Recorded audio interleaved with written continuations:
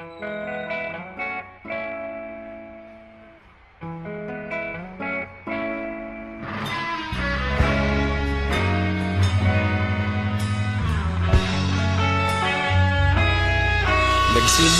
ang lahat sa eskwela, nagsama-samang 12 sa kalokohan at sa tuksuhan, hindi maawat sa isa't isa. Madalas ang standby sa cafeteria, isang barkada na kay saya.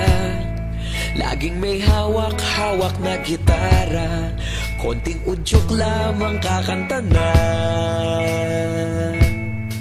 Kay simple lamang ng buhay noon, walang mabibigat na suliranin.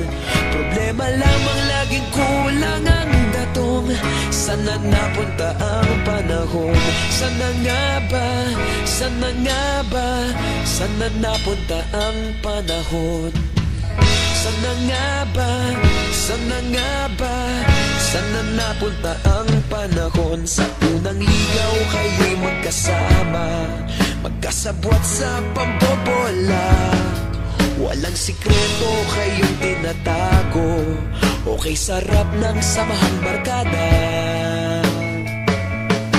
Nagkawatakan na sa kolehiyo, kanya-kanya na ang lakaran. Kahit minsanan na lang kung magkita, pagkakaibigay hindi nawala. At kung saan na napadpad ang ilan, sa dating eskwela meron ding naiwan. Meron pa ng mga ilang nawala na lang, nakakamiss ang dating samahan. Sana nga ba? Sana nga ba? Sana nga bang barkada ngayon? Sana nga ba? Sana nga ba? Sana nga bang barkada ngayon?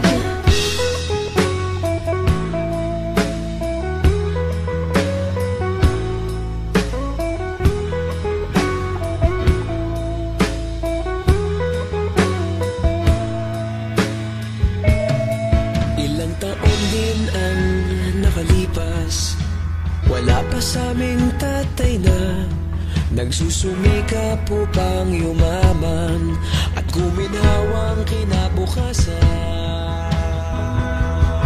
Paminsan-minsan kami nagkikita, mga naiwan at natira. At gaya nung araw namin sa eskwela, pag magkasama'y nagwawala. Napakahirap malimutan ang saya ng aming samahan. Kahit lumipas ng ilang taon, magkabarkada pa rin ngayon. Magkaibigan, magkaibigan, magkaibigan pa rin.